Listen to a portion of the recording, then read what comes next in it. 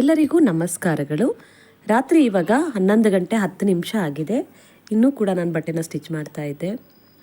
ಜಾಸ್ತಿ ಬಟ್ಟೆಗಳು ಬಂದಾಗ ಒಂದೊಂದು ಸಾರಿ ಈ ರೀತಿ ಕೂಡ ಆಗುತ್ತೆ. 11 ಗಂಟೆ 12 ಗಂಟೆ ಕೂಡ ಆಗಿಬಿಡುತ್ತೆ. ನಾಳೆಗೆ ಯಾವ ಬಟ್ಟೆ ಹೊಲಿಬೇಕು, ಯಾವುದನ್ನು ಕಟ್ ಮಾಡಿ ಇಟ್ಕೊಳ್ಬೇಕು ಅಂತ ನಾನು ಇವತ್ತು ನೈಟೇ ಕಟ್ ಮಾಡಿಬಿಡ್ತೀನಿ. ನಾಳೆ ಯಾವುದು ಸ್ಟಿಚ್ ಮಾಡೋದಿರುತ್ತೆ ಅದೆಲ್ಲ ಒಂದು ಸೈಡು ನೋಡಿ ಚೇರ್ ಮೇಲೆ ಎಲ್ಲ ಇಟ್ಕೊಂಡಿದ್ದೀನಿ. ಕಟ್ಟಿಂಗ್ ಮಾಡೋ ಅಂಥದ್ದನ್ನು ನಾನಿವಾಗ ಈ ಕಡೆ ಇಟ್ಕೊಂಡು ಕಟ್ಟಿಂಗ್ ಎಲ್ಲ ಮಾಡ್ಕೊಳ್ತೀನಿ.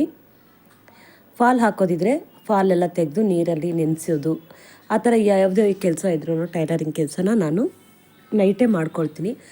ಈ ರೀತಿ ನೈಟ್ ಮಾಡ್ಕೊಳ್ಳೋದ್ರಿಂದನೇ ನಮಗೆ ಬೆಳಗ್ಗೆ ಸ್ಟಿಚಿಂಗ್ ಮಾಡೋಕ್ಕೆ ಈಸಿ ಆಗುತ್ತೆ. ಯಾವುದು ಬಟ್ಟೆನ ಹೊಲಿಬೇಕು ಅಂತ ನಾವು ಮಿಷಿನ್ ಮೇಲೆ ಇಟ್ಕೊಂಡ್ರೆ ನೀಟಾಗಿ ಅವಾಗ ಸ್ಟಿಚ್ಚನ್ನು ಮಾಡ್ಬೋದು. ನೋಡಿ, ಟೈಲರಿಂಗ್ ಕೆಲಸ ಮಾಡೋರು ಮನೇಲೇ ಮಾಡ್ತಾರೆ ಏನು ಅನ್ನೋ ಆಗುತ್ತೆ. ನೋಡಿ, ಮನೆ ತುಂಬ ಹೇಗೆ ಹರಡ್ಕೊಂಡಿರುತ್ತೆ, ಸಮಾಧಾನವೂ ಆಗೋದಿಲ್ಲ, ಕ್ಲೀನ್ ಮಾಡದೆ ಇರೋಕ್ಕೂ ಆಗಲ್ಲ.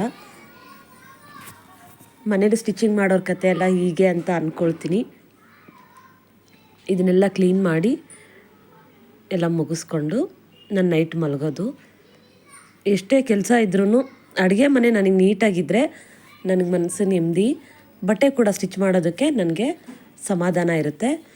ಇಷ್ಟೆಲ್ಲ ಮಾಡಿ ಮಲಗಿಬಿಟ್ರೆ ನಾಳೆ ಬೆಳಗ್ಗೆ ಸ್ಟಿಚಿಂಗ್ ಮಾಡೋಕ್ಕೆ ನಮಗೆ ಕಷ್ಟ ಆಗೋಲ್ಲ. ನಾಳೆಗೆ ಸಾಂಬಾರಿಗೆ ಏನೇನು ಬೇಕು ಎಲ್ಲ ನಾನು ನೆನೆಸಿಡ್ತಾ ಇದ್ದೀನಿ. ಸೊಪ್ಪು ಸಾರು ಮಾಡಬೇಕು, ಹಾಗಾಗಿ ಕಾಳುಗಳೆಲ್ಲ ನೆನೆಸಿಡ್ತಾ ಇದ್ದೀನಿ. ಇವಾಗ ನೋಡಿ, ರಾತ್ರಿ 12 ಗಂಟೆ ಮೇಲಾಯಿತು. ಟೈಮ್ ಆಗೇ ಬಿಡುತ್ತೆ. ರಾಗಿ ಮಿಲ್ ಇಟ್ಟಿದ್ದೀನಿ, ಅದನ್ನು ಜಡೆ ಮಾಡ್ಕೊಳ್ಬೇಕು. ಅಕ್ಕಿ ಪ್ರತಿಯೊಂದೂ ಈ ರೀತಿ ಎಲ್ಲ ನೈಟೇ ನಾನು ಆದಷ್ಟು ಮಾಡ್ಕೊಳ್ಳೋದು ಕೆಲಸಗಳನ್ನು. ಹಾಗೆ ಮಿಷಿನ್ ಮೇಲೆ ಈ ರೀತಿ ಎಲ್ಲ ಏನನ್ನೂ ಇಡಬೇಡಿ. ನಾನು ತುಂಬ ವಿಡಿಯೋಗಳಲ್ಲಿ ತಿಳಿಸಿರ್ತೀನಿ. ಈ ಥರ ಇಟ್ಕೊಳ್ಳೋದ್ರಿಂದ ನಮಗೆ ನಿಜ ಅದು ಲಕ್ಷ್ಮಿ ಅನ್ನೋದು ಒಲಿಯೋದೇ ಇಲ್ಲ. ನಮ್ಮ ಮನೇಲಿ ಎಷ್ಟು ಸಾರಿ ಹೇಳ್ತೀನಿ, ಆದರೂ ನನ್ನ ಮಕ್ಕಳು ಒಂದೊಂದು ಸಾರಿ ಕೇಳೋದೇ ಇಲ್ಲ, ತೊಗೊಂಡು ಬಂದು ಇಟ್ಬಿಡ್ತಾರೆ. ಇದೆಲ್ಲ ನಾನೇ ಇಟ್ಟಿದ್ದೆ, ಇವಾಗ ದಾರಗಳು ಹುಡುಕಬೇಕಿತ್ತು. ಹಾಗಾಗಿ ಈ ರೀತಿ ಇದ್ದರೆ ಅದರದ್ದು ಏನು ಸಾಮಗ್ರಿಗಳಿದೆ ಅದಿದ್ದರೆ ಓಕೆ, ಬೇರೆ ಏನನ್ನು ಇಡಬೇಡಿ.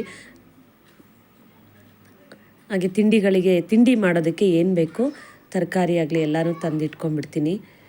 ನಾನೆಲ್ಲ ಈ ರೀತಿ ಜೋಡಿಸಿ ಇಟ್ಕೊಳ್ಳೋದ್ರಿಂದ ನನಗೆ ಈಸಿ ಆಗುತ್ತೆ.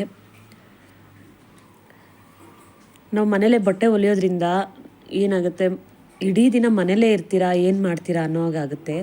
ನಾವು ಬರೀ ಕೆಲಸ ಮಾಡಿಕೊಂಡೇ ಇರೋ ಥರ ಆಗಿಬಿಡುತ್ತೆ. ಶಾಪ್ ಆದರೆ ಓಕೆ, ಆಚೆ ಹೋಗ್ಬಿಟ್ಟು ಎಲ್ಲ ಬೆಳಗ್ಗೆನೇ ಕೆಲಸ ಮುಗಿಸ್ಕೊಂಡು ಆಚೆ ಹೋಗ್ಬಿಟ್ರೆ ಗೊತ್ತಾಗಲ್ಲ.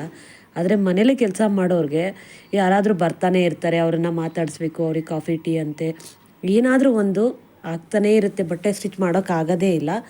ಹಾಗಾಗಿ ಬೆಳಗ್ಗೆನೇ ಎಲ್ಲ ಕೆಲಸಗಳು, ಅಡುಗೆ ಕೆಲಸ ಎಲ್ಲ ಮುಗಿಸಿ ಕೂತ್ಕೊಂಡ್ಬಿಟ್ರೆ ಅಕಸ್ಮಾತ್ ಯಾರಾದರೂ ಬಂದ್ರೂ ಒಂದು ಕಾಫಿ ಮಾಡ್ಕೊ ಒಂದು 5 ನಿಮಿಷ ಕೂತ್ಕೊಂಡು ಆನಂತರ ನಾವು ಬಟ್ಟೆನ ಸ್ಟಿಚ್ ಮಾಡ್ಬೋದು. ಹಾಗಾಗಿ ನಾನು ಬೆಳಗ್ಗೆನೇ ನಾನು ಎಲ್ಲ ತಿಂಡಿ ಜೊತೆಗೆ ಅಡುಗೆ ಕೆಲಸನೂ ಕೂಡ ಮಾಡ್ತೀನಿ. ನೋಡಿ, ಮತ್ತೆ ಬೆಳಗ್ಗೆ ಆಗಲೇ ಇಷ್ಟು ಕೆಲಸ ಮತ್ತು ಹಾಗೇ ಆಗುತ್ತೆ ಅದು. ಮತ್ತು ಇದನ್ನೆಲ್ಲ ಕ್ಲೀನ್ ಮಾಡಬೇಕು. ಇವಾಗೆಲ್ಲ ಕ್ಲೀನ್ ಮಾಡಿ ಪೂಜೆ ಮಾಡಿ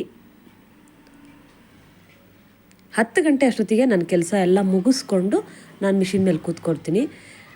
9:30ಗೆ ನನ್ನ ಕೆಲಸ ಮುಗ್ದಿರುತ್ತೆ. ಆಲ್ಮೋಸ್ಟ್ ಎಲ್ಲ ಮುಗಿಸ್ಕೊಂಡೇ ನಾನು ಮಿಷಿನ್ ಮೇಲೆ ಕೂತ್ಕೊಳ್ಳೋದು. ಈ ರೀತಿಯೇ ಪ್ಲ್ಯಾನ್ ಮಾಡ್ಕೊಳ್ಳಿ.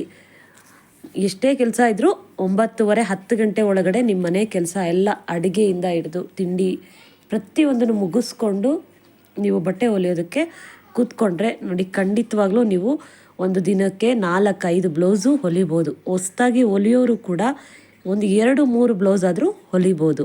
ಯಾಕೆಂದರೆ ಬೆಳಗ್ಗೆ 10 ಗಂಟೆಯಿಂದ ಯಾರೂ ಮನೇಲಿ ಇರಲ್ಲ, ಎಲ್ಲ ಕೆಲ್ಸಕ್ಕೆ ಹೋಗಿರ್ತಾರೆ. ಹಸ್ಬೆಂಡು ಮಕ್ಕಳೆಲ್ಲ ಸ್ಕೂಲ್ಗೆ ಕಾಲೇಜ್ಗೆಲ್ಲ ಹೊರಟೋಗಿರ್ತಾರೆ. ಆವಾಗ ಫ್ರೀ ಇರುತ್ತೆ.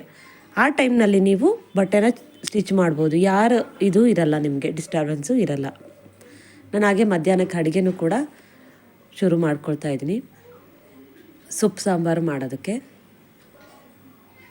ಏನೂ ಮಾಡೋಕ್ಕಾಗಲ್ಲ, ಮನೇಲಿ ಅಡುಗೆನೂ ಮಾಡಲೇಬೇಕು, ಮನೆಯಲ್ಲೂ ಇರೋರನ್ನು ನೋಡ್ಕೊಳ್ಳೇಬೇಕು. ನಮಗೆ ಬರೋ ಅಲ್ಪ ಸ್ವಲ್ಪ ದುಡ್ಡಲ್ಲಿ ನಾವು ಕೆಲಸದವ್ರನ್ನೆಲ್ಲ ಇಟ್ಕೊಂಡು ನಾವು ಮಾಡ್ಕೊಳ್ಳೋಕ್ಕೂ ಆಗಲ್ಲ ಅಲ್ವಾ. ಹಾಗಾಗಿ ನಮ್ಮ ಕೆಲಸನೂ ನಾವು ಮಾಡಿಕೊಂಡು ಎಲ್ಲನೂ ಮೇಂಟೈನ್ ಮಾಡಬೇಕು. ಹಾಗೆ ಈಗ ಮಕ್ಕಳೆಲ್ಲ ಬರ್ತಾರೆ ಅಂತ ನಾನು ಅಡುಗೆನೂ ಶುರು ಮಾಡ್ಕೊಂಡಿದ್ದೀನಿ. ಎಲ್ಲ ರೆಡಿ ಇದ್ದರೆ 1 ಅವರ್ ಒಳಗಡೆ ನಾವು ಅಡುಗೆ ಕೆಲಸ ಎಲ್ಲ ಮುಗಿಸ್ಕೊಂಡು ಬಿಡ್ಬೋದು. ನನಗೆ ಈ ಕೆಲಸಗಳೆಲ್ಲ ಅಡುಗೆ ಇದೆಲ್ಲ ಆದ ತಕ್ಷಣ ಅಡುಗೆ ಮನೆ ನೀಟಾಗಿ ಬಿಡಬೇಕು. ಆವಾಗಲೇ ನನಗೆ ಸಮಾಧಾನ ಅನಿಸೋದು. ನಾನು ಪ್ರತಿ ಮಂಗಳವಾರ ಶುಕ್ರವಾರ ರಂಗೋಲಿ ಹಾಕ್ತೀನಿ. ಬೇರೆ ದಿನಗಳಲ್ಲೂ ಹಾಕ್ತೀನಿ, ನಾನು ಅವತ್ತು ಇವತ್ತು ಅಂತ ಇಲ್ಲ. ಈ ರೀತಿ ಇದ್ರೇ ನಮಗೆ ಮನಸ್ಸಿಗೆ ಸಮಾಧಾನ ಇರುತ್ತೆ. ಬೇರೆ ಇನ್ನೇನು ಕೆಲಸ ಇಲ್ಲ ಅಂದು ನಮಗೆ ಬಟ್ಟೆ ಹೊಲಿಯೋದಕ್ಕೂ ಕೂಡ ಸಮಾಧಾನ ಆಗುತ್ತೆ. ಅಲ್ಲಿ ಒಳಗಡೆ ಕೆಲಸ ಇದ್ದರೆ ನಮಗಿಲ್ಲಿ ಕೂತ್ಕೊಂಡು ಸ್ಟಿಚ್ ಮಾಡೋಕ್ಕಾಗಲ್ಲ. ಅಯ್ಯೋ ಅದು ಕೆಲಸ ಬಾಕಿ ಇದೆ, ಅದು ಮಾಡಬೇಕು, ಅದೇ ತಲೆಯಲ್ಲಿ ಓಡ್ತಾ ಇದ್ದರೆ ನಮಗಿಲ್ಲಿ ಸ್ಟಿಚ್ ಮಾಡೋಕ್ಕೆ ಮನಸ್ಸು ಬರಲ್ಲ.